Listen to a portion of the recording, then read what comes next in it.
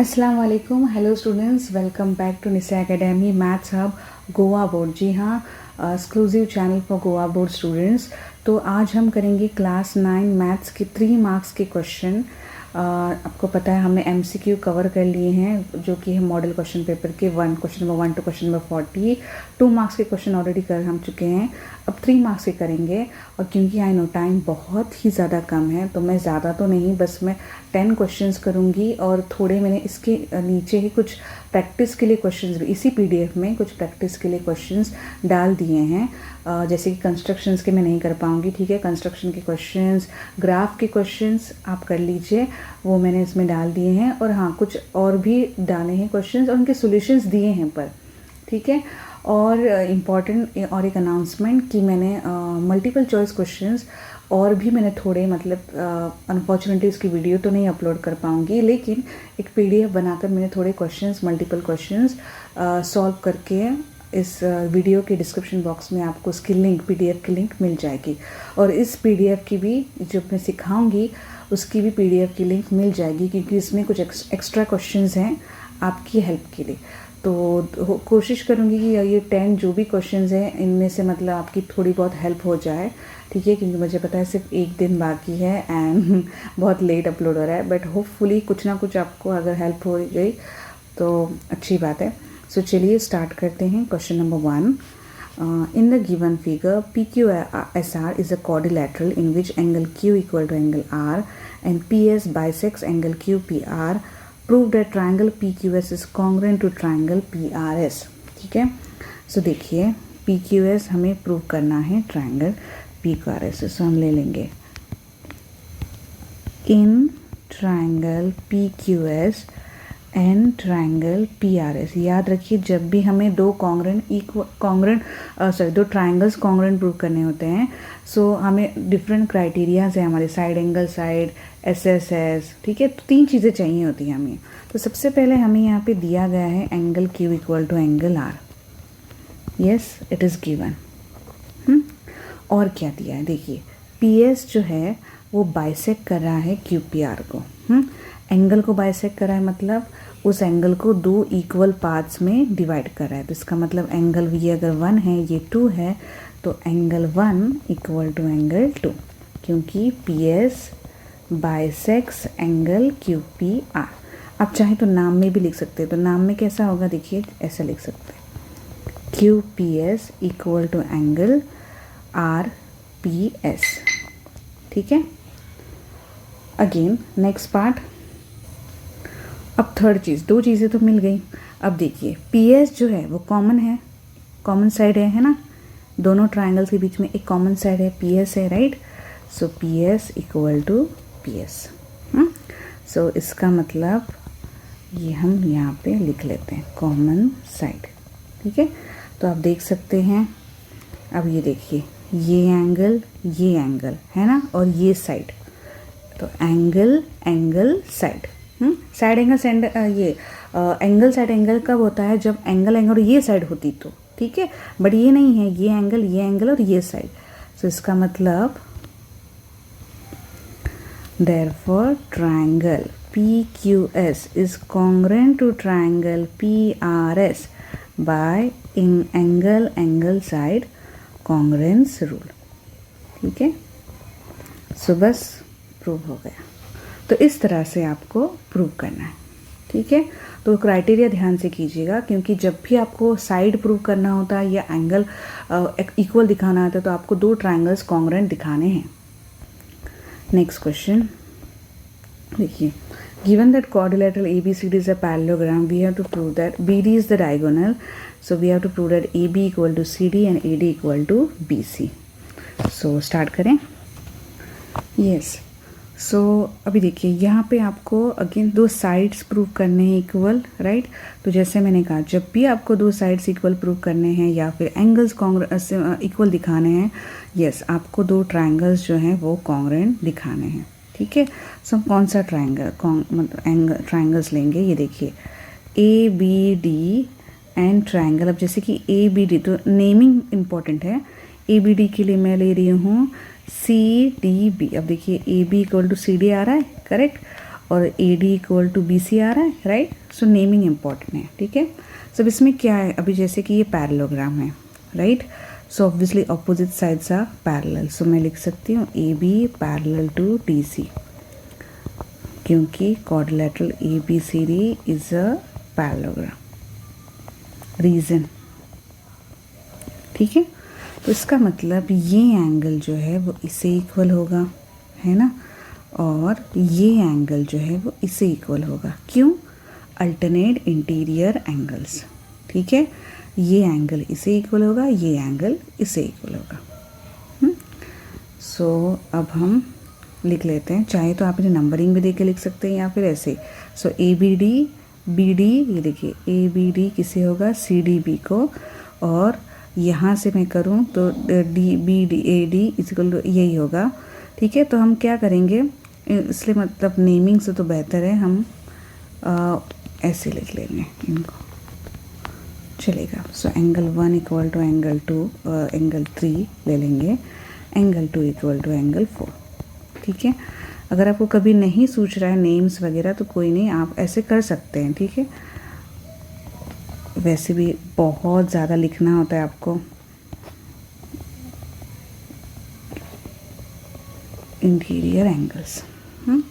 सो अब देखिए ये एंगल साइड, तो क्या हो गया, triangle A B D congruent to triangle C D B.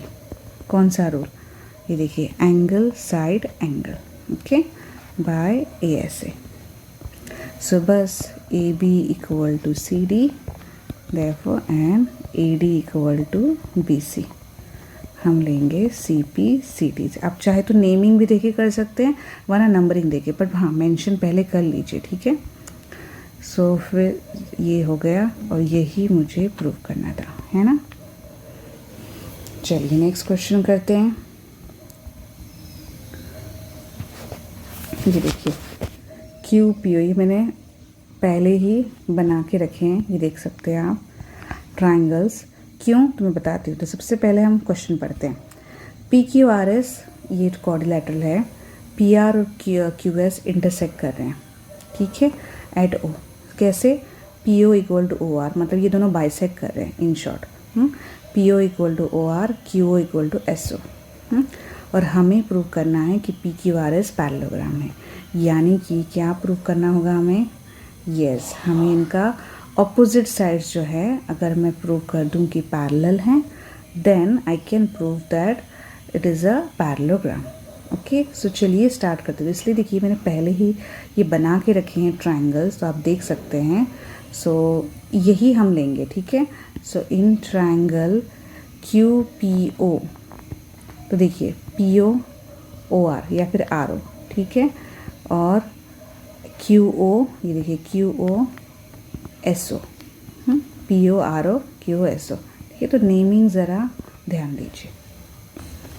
सो अब इसमें गिवन क्या है, P O equal to O R है, Q O equal to S O है। ये दोनों चीज़ें हमें गिवन है, बट हमें सिर्फ दो चीज़ें मिली हैं, राइट। जैसे कि ये साइड मिली है, ये साइड मिली है, क्यू ओ इससे इक्वल है, ये साइड इससे इक्वल है। अब और एक चीज़ तो देखिए, ये दो है ना, क्योंकि यही दो ट्रायंगल्स लिए हमने, क्यू पी ओ लिया है and S R O, right. ये दो ट्रायंगल्स लिए, तो ये क्या है, vertically opposite angle. So angle Q O P is equal to angle S O R, vertically opposite angles. तो अब आप देख सकते हैं ये क्या हो गया, side angle side. Therefore, triangle QPO congruent to triangle SRO by side angle side. Triangles congruent हैं तो एंगल्स तो इक्वल होंगे ही। कैसे, by C P C T.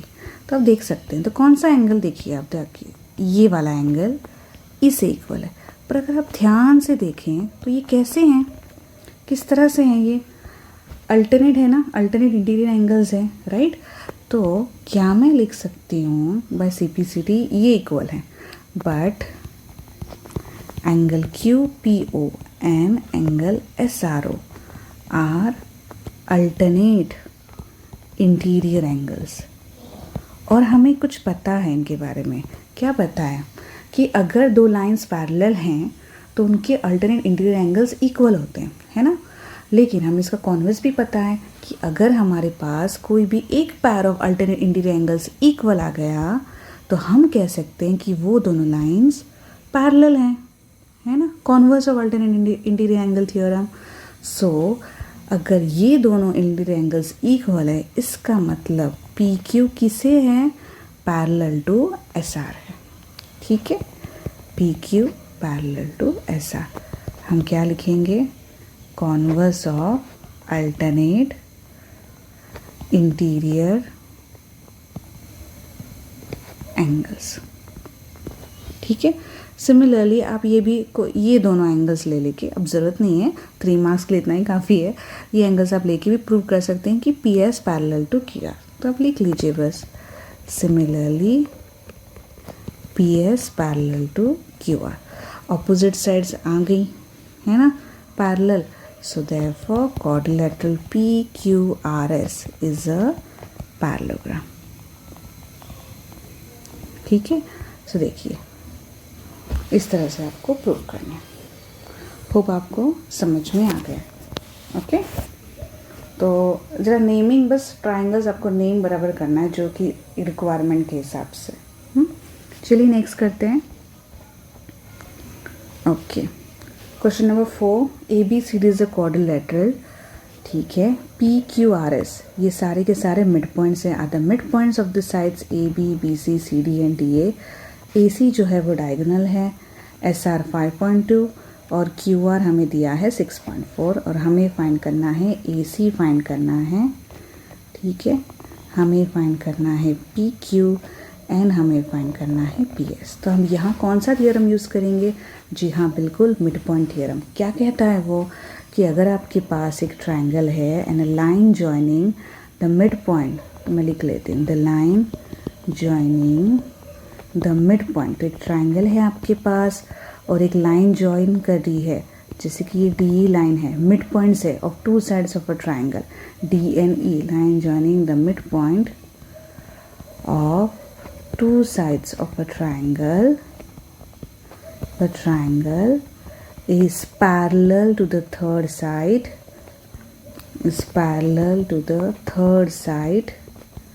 and is half of it.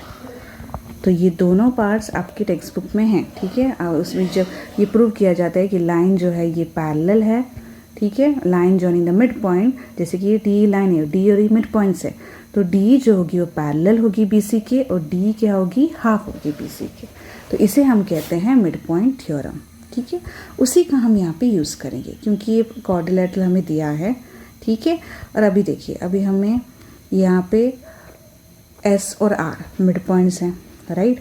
तो इसका मतलब एस आर जो होगी वो हाफ होगी। अभी इस ट्रायंगल को कंसिडर कीजिए। ठीक है, मैं ब्लू में, ये देखिए ये वाला ट्रायंगल, तो मैं लिख लेती हूँ, in triangle A D C S and are mid points हैं। ठीक है, इसका मतलब एस आर जो होगी, देखिए ये वाली लाइन, ये देखिए एस आर जो होगी वो किससे पैरेलल होगी, क्योंकि S and are mid points हैं, राइट। सो एस आर जो होगी वो पैरेलल होगी ए सी के, एंड एस आर क्या होगी, हाफ होगी ए सी। कहाँ से मिला हमें ये, इस थियोरम से, and S R half of A C. तो ये थियोरम की स्टेटमेंट आप लिख लीजिए, फिर आप बाय अबाव स्टेटेड थियोरम लिख सकते हैं या फिर above stated mid point theorem. ठीक है, तो स्टेटमेंट आप लिख लीजिए एक ही बार। सो एस आर जो हो गया, S R half of A सी। अब एस आर की वैल्यू हमें दी है 5.2, सो 5.2 जो है वो हाफ ऑफ ए सी है। सो ए सी की वैल्यू क्या हो गई, यस 2 2 ज़ा 4, 2 5 ज़ा 10, 10.4 हमें मिल गई। ठीक है, सो अभी हमें क्या निकालना है, बाकी वैल्यूज़ निकाल लेते हैं हम। ठीक है, ए सी इक्वल टू 10.4। अभी आप देखिए, अब ये ट्रायंगल मैं कंसिडर करती हूँ। ठीक है, ये वाला ट्रायंगल, ये वाला ट्रायंगल कौन सा, A B C. Same P Q mid points हैं, पी एन क्यू, तो पी क्यू भी क्या होगी, हाफ होगी ए सी के, एंड पी क्यू भी क्या होगी, पैरेलल होगी। सो मैं लिख लेती हूँ in triangle A B C P Q parallel to A C and P Q half of A C, है ना। तो देखिए वही चीज़ पैरेलल हाफ अब आप देख सकते हैं सेम है। तो इसका मतलब ये देखिए ये भी इससे पैरेलल है, ये भी इससे पैरेलल है, ये भी इसके हाफ है, ये भी इसके हाफ है।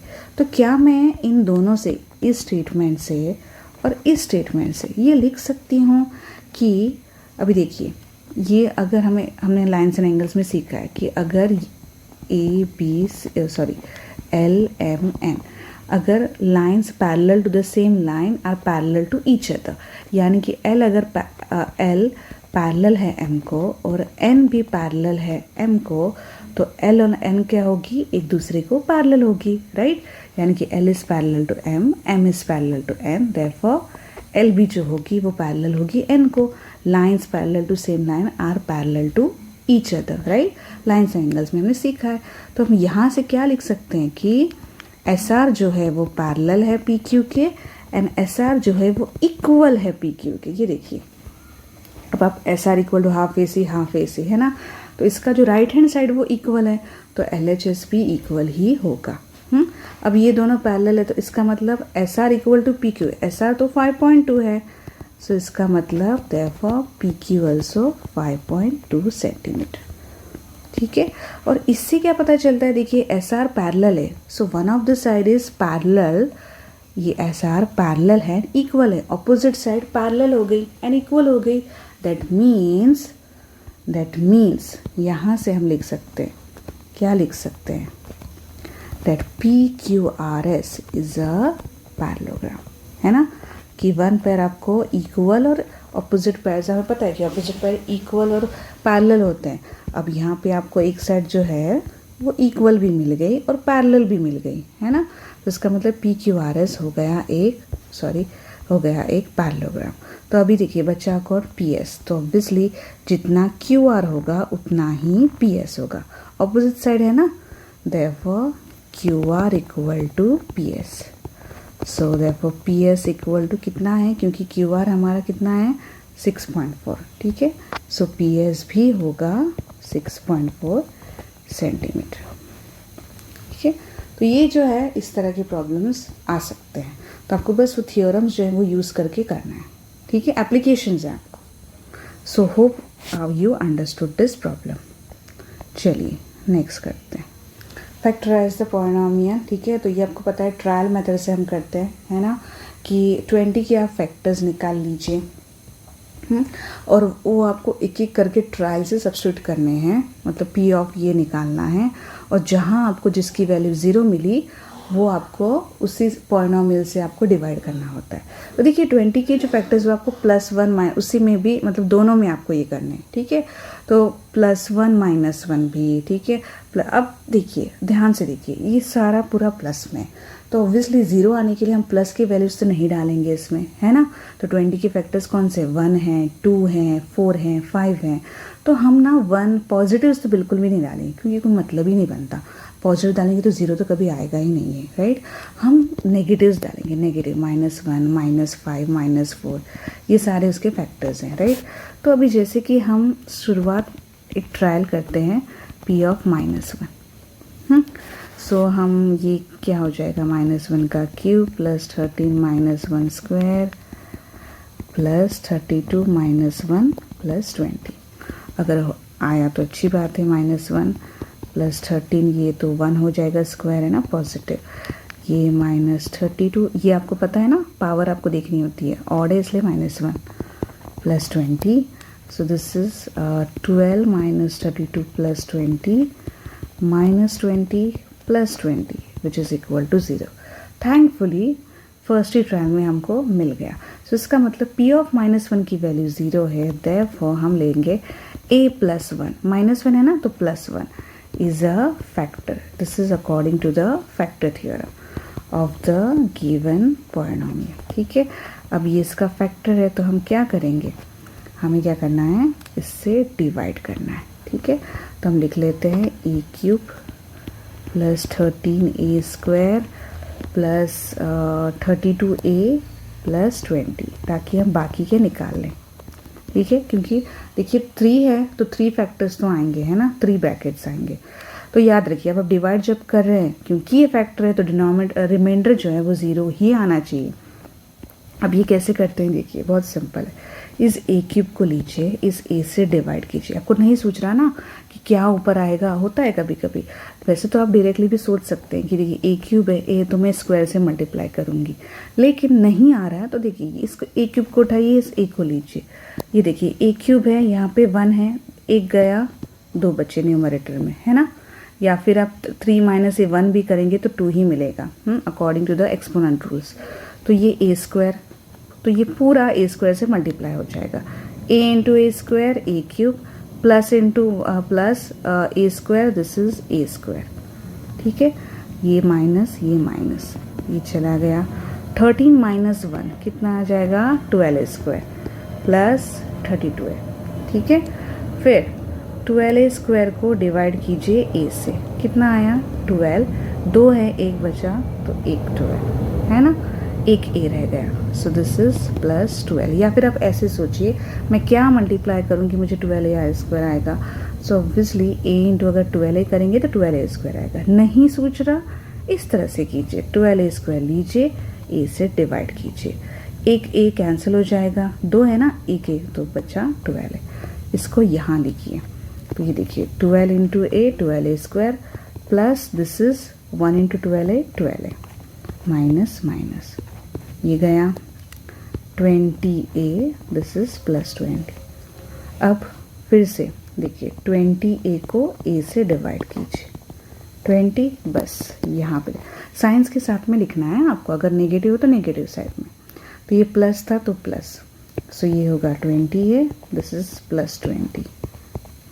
ये तो गया 0, मैंने कहा था ना रिमाइंडर 0 ही आना चाहिए।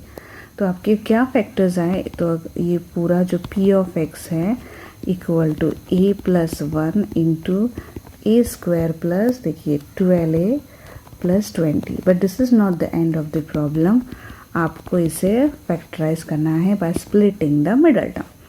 सो ए स्क्वायर 20 है, 12 है ना, सो 10 2 ज़ा राइट, सो 10a प्लस 2a, ठीक है। अब तो स्प्लिटिंग द मिडल टर्म आपको आता ही होगा, राइट। तो this is a plus 10, okay, plus 2 common हो गया, a प्लस 10। लास्ट वीडियो में मैंने आपको सिखाया है splitting the middle term, please जाके चेक कीजिए डिस्क्रिप्शन बॉक्स में। a प्लस 10, a कॉमन है, सॉरी मैं लिखना भूल गई, a plus 10 plus 2a plus 10, सो ये होगा, आप चाहें तो चेक कर सकते हैं, a स्क्वायर प्लस 10 है, this is plus 2a plus 20। सो मैंने कहा था ना 3 आएंगे, सो देखिए इस तरह से फैक्टराइज होगा, क्यों, क्योंकि 3 है वहाँ पे। तो ये ट्रायल मेथड से होता है यूजुअली। अगर देखिए अब मुझे फर्स्ट -1 में मिल गया, नसीब अच्छे थे ठीक है, हो सकता है आपको 2-3 नंबर्स ट्राई करने पर मिल जाए, बट यूजुअली एग्जाम्स में वो ऐसे ही नंबर्स डालते हैं ताकि आपको ईजिली जल्दी से मिल जाए, क्योंकि उन्हें भी पता है कि आपको मतलब बहुत सारे प्रॉब्लम सॉल्व करने होते हैं। सो डोंट वरी, अगर इस तरह से आए तो ऐसे ही आपको डालेंगे कि आपको मतलब आराम से जल्दी से मिल जाए। बस वो लास्ट नंबर के आप देख लीजिए, फैक्टर्स जो भी है निकाल लीजिए, पॉजिटिव नेगेटिव बोथ, और हिट एंड ट्रायल मेथड से आप कर लीजिए, ठीक है। सो नेक्स्ट, मैं ग्राफ तो नहीं दिखा पाऊँगी, मैं बस आपको ये कोऑर्डिनेट्स इसके दिखा देती हूँ कि कैसे आपको निकालने हैं। सो देखिए, तो 3 काफ़ी होते हैं, तो आप जैसे कि मैं x की जगह 0 पुट कर रही हूँ, so 2 into 0 plus y equal to 9, तो y इक्वल टू 9 आ गया, है ना। तो जब मैं 0 पुट करूँ तो मुझे 9 मिलता है, राइट। फिर मैं x कोई भी नंबर ले सकते हैं, 1 पुट करती हूँ, so 2 into 1 plus y equal to 9, so y is equal to 9 minus 2 9, ये 2 1 ज़ा 2 ना 7, ये देखिए। तो जब मैं 1 पुट करती हूँ तो मुझे 7 मिलता है। अब चाहे तो निगेटिव्स भी पुट कर सकते हैं, जैसे कि मैं -1 पुट कर रही हूँ, ठीक है। तो जैसे कि 2 into -1 plus y equal to 9, है ना, तो ये -2 plus y equal to 9, so y is equal to 9 plus 2 जो कि 11। तो अगर आपको लगता है अब ये बहुत बड़े नंबर्स हैं तो आप अब माइनस अवॉइड कीजिए, आप 2 लीजिए, आप कोई भी नंबर ले सकते हैं, ठीक है। अब मैं बोलेंगे आप y, आपने y क्यों नहीं लिया? देखिए मैं y चाहो तो आप y भी ले सकते हो, ऐसा आप y पुट करो और x की वैल्यूज़ निकालो। पर देखिए आप ध्यान से देखेंगे इसके, अगर आप जब y के पुट करेंगे ना तो जैसे ही मतलब आपको x के वैल्यूज़ अगर निकालने होंगे तो थोड़े फ्रैक्शंस में भी आ सकते हैं, राइट, डेसिमल्स में। कभी कभी वो प्लॉटिंग के लिए थोड़ी मुश्किल हो जाती है, तो बेटर है आप ध्यान देख कर कि आप किसके निकाल सकते हैं जो इजी आपको प्लॉटिंग में आसानी हो। ओके, चलिए नेक्स्ट हम करते हैं ये वाला question, question number 7। Next question, in the given figure AD is perpendicular to CD, तो ये 90 हो गया। CB is perpendicular to CD, तो ये भी 90 हो गया। AQ equal to BP, AQ equal to BP, okay, and DP equal to CQ, okay. हमें प्रूव करना है angle DAQ equal to CPB, ठीक है। तो हम ले लेते हैं, देखिए यही दो ट्राइंगल्स, एंगल ADQ एंड मैं लेती हूँ ट्राइंगल BCP, ठीक है। तो क्यों, तो देखिए AQ BP आ रहा है ना, करेक्ट है। बट अब आप देखिए कि हमें किस तरह से ये करना है, ठीक है। तो हमें दो चीज़ें तो दी गई हैं, लेकिन ये जो है आप देख सकते हैं, है ना, ये आधा आधा आ रहा है, क्या वो, तो DP इक्वल टू CQ, ये देखिए DP इक्वल टू CQ, ये है नहीं उसमें इस ट्राइंगल में, राइट। हमें है, हमारे पास है DQ है और यहाँ पे है CP है, CP, यानी कि ये पार्ट जो है, अगर मैं इसको, ये जो है ना वो मिसिंग है। तो कुछ नहीं, हम एडिशन कर सकते हैं, मैथ्स में कर सकते हैं हम लोग, पर दोनों साइड में, राइट। तो हम क्या करेंगे कि DP प्लस PQ करेंगे और यहाँ भी दोनों तरफ हम PQ को ऐड कर लेंगे, क्योंकि वो सेगमेंट मिसिंग है ना, उसको बस ऐड कर लेते हैं। तो देखिए DP प्लस PQ कितना हो जाएगा, पूरा DQ, राइट। वैसे ही CQ प्लस PQ कितना हो जाएगा, CP, दोनों तरफ ऐड करना है पर। तो ये आपको मिल गया, इसका रीज़न गिवन है। तो देखिए एक चीज़ तो आपको मिल गई, देखिए DQ इक्वल टू CP, उसमें का ही एक पार्ट मिल गया है ना। फिर AQ इक्वल टू BP, ये तो गिवन है, और क्या, दो चीज़ें मिल गई। अब देखो ये है ना, एंगल्स 90 है, correct. So angle ADP equal to angle BCP, correct. ADQ equal to angle BCP, क्यों, रीज़न ईच 90। तो बस अब देखिए, अब यहाँ पे मैं कौन सा टेस्ट यूज़ करूँगी, देखिए राइट एंगल ट्राइंगल है, इनके हाइपोटेनियस इक्वल है ना, और उनकी एक साइड भी, ये वाली साइड जो है वो इक्वल आ गई, hypotenuse, right angle triangle and side equal आ गई। तो यहाँ पे हम कह सकते हैं triangle ADQ is congruent to triangle BCB by, yes, RHS, ये भी है ना आपको कॉन्ग्रुएंस रूल। तो ये कब यूज़ होती है, जब आपका राइट एंगल ट्राइंगल हो, हाइपोटेनस एक इक्वल हो और एक साइड इक्वल आ जाए तो। Okay, sorry for this. तो बस आ गया, और अभी आप बस लिख सकते हैं देयरफॉर एंगल, क्योंकि ट्राइंगल्स कॉन्ग्रुएंट हैं तो ये इक्वल हो गए, DAQ equal to angle CBP by CPCT। Okay, so hope you understood this. Next question, next example. yes, मैं, जी हाँ, आपको प्लेन का पीछे आवाज़ आ रहा होगा, जी मैं एयरपोर्ट की थोड़ा नज़दीक रहती हूँ, सो आई गेस इसी वजह से अवॉइडेड। चलिए आप कॉन्सेंट्रेट कीजिए नेक्स्ट क्वेश्चन की तरफ। Figure ABCD is a parallelogram and AM and CN are perpendiculars from vertices A and C on diagonal BD। Prove करना है triangle AMB congruent to triangle CND, AM equal to CM, ठीक है। सो देखिए अगर यही prove करें तो काफ़ी है, क्योंकि फिर CPCT से ये प्रूव हो जाएगा। So in triangle AMB and triangle CND क्या लिख सकते हैं हम, सबसे पहले क्या है हमारे पास, कुछ दिया है, ये देखिए परपेंडिकुलर्स हैं तो ये 90 के एंगल्स हैं, तो angle AMB equal to angle CND है ना, ईच 90। और क्या है, पैरेललोग्राम है, सो अपोजिट साइड्स, ये वाली साइड इसे होगी इक्वल, है ना। So AB equal to CD, opposite sides of parallelogram, so of a parallelogram, ठीक है। सो ये आ गया, दो चीज़ें हो गई। अब क्योंकि ये पैरेललोग्राम है और ये दोनों साइड्स पैरेलल हैं और इक्वल हैं, इक्वल और पैरेलल होंगी, है ना, क्योंकि पैरेललोग्राम है, तो A B equal to C D हो गई। तो अभी ये जो एंगल है ना वो किससे इक्वल होगा, ये देखिए, ये दोनों लाइंस पैरेलल हैं, है ना, तो एंगल ए बी एम इससे इक्वल होगा, राइट। ये देखिए ये वाला एंगल इससे इक्वल होगा, क्यों, alternate interior angles, right. So therefore angle हम लिखेंगे ए बी एम, ठीक है, equal to angle C D N, क्यों, alternate interior angles, because it is a parallelogram, ठीक है। So therefore triangle A B M congruent to triangle AMB congruent to triangle CND by कौन से rule से, देखिए ये वाला एंगल, ये वाला एंगल, ये वाली साइड, है ना, तो angle side, by angle side. So ये प्रूव हो गया। और सेकेंड वन में आपको क्या प्रूव करना था, AM equal to CN, yes लिख सकते हैं, AM equal to CN by CPCD, right.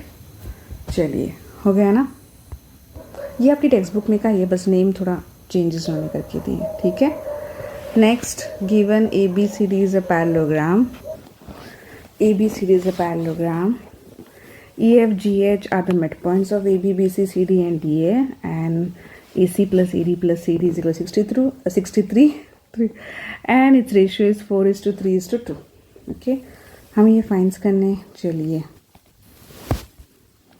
तो सबसे पहले हमें कुछ दिया है वहाँ पे, AC equal to AD equal to CD is equal to 4:3:3, ठीक है, और उसका टोटल भी हमें दिया है ना, तो लेट रेशियो है, तो let AC equal to 4x, AD equal to 3x, CD equal to 2x, ठीक है ना। अभी AC plus AD plus CD equal to हमें दिया है 63, देखिए, तो इसका मतलब 4x plus 3x plus 2x equal to 63,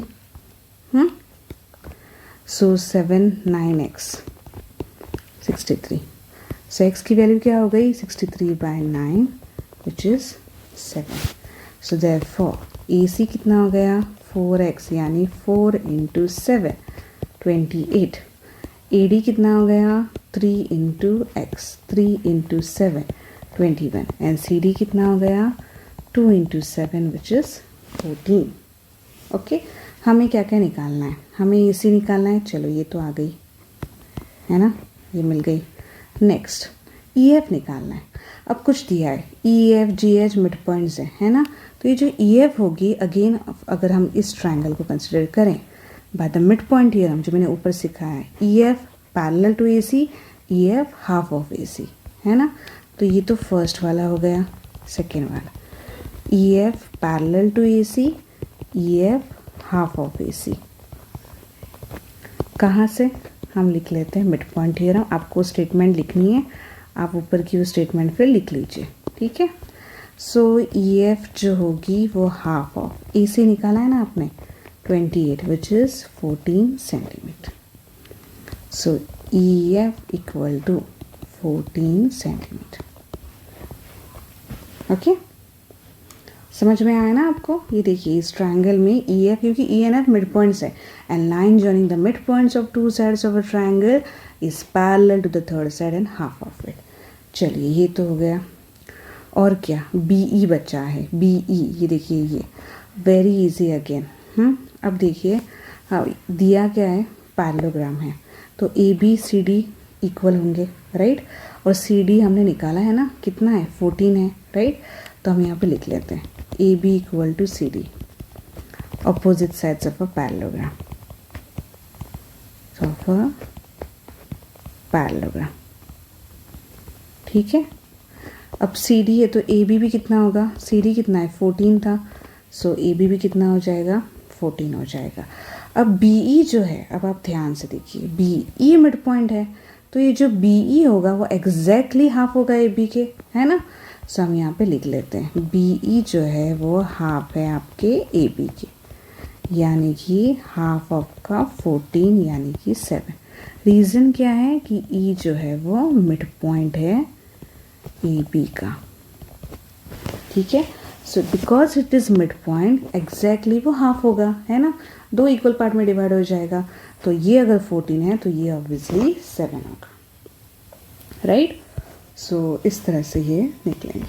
hope आपको समझ में आ गया। Okay, last question. Angles of a quadrilateral are in the ratio 2:4:5:7. Find all the angles. So let sum ले लेते हैं। Let 2x okay, so total sum of the angles कितना होता है? Angles of a quadrilateral, yes, it is equal to 360. Okay, so sorry for this. Okay, 2x plus 4x plus 5x plus 7x equal to 360. Okay, क्योंकि ratio है ना 6 plus 5 this is 6 plus 5 this 11 plus 7 18x equal to 360. So x की value क्या होगी 360 by 18, 18 2s are 36 and this is 0, 20 into 18. Okay, so therefore quadrilaterals को देखिए 2x यानी कि 2 इंटू 20 40 डिग्री हो गया, 4x 4 into 20 80, right, 5x 5 into 20 यानी कि 100 एंड 7x 7 इंटू 20 यानी कि 140. So the angles are 40 80 100 140. ठीक है, तो नीचे जो है मैंने कुछ प्रैक्टिस के लिए, जैसे कि कंस्ट्रक्शंस के आपको करने हैं, ये भी मैंने कुछ प्रैक्टिस के लिए डाल दिए हैं, पर इसके सॉल्यूशंस नीचे हैं, ठीक है। ये जो क्वेश्चंस हैं इनके कुछ के सॉल्यूशंस हैं, बस ये जो है ना कंस्ट्रक्शन उनके सॉल्यूशंस नहीं है, बाकी सबके हैं, ठीक है। तो इसकी लिंक आपको नीचे मिल जाएगी और 4 मार्क्स के क्वेश्चन मैं कोशिश करूँगी जल्दी कल ही अपलोड करने की, ठीक है। कल यानी कि सॉरी आज ही अपलोड करने की, ठीक है, आज ही अपलोड कर दूँगी कुछ देर के बाद।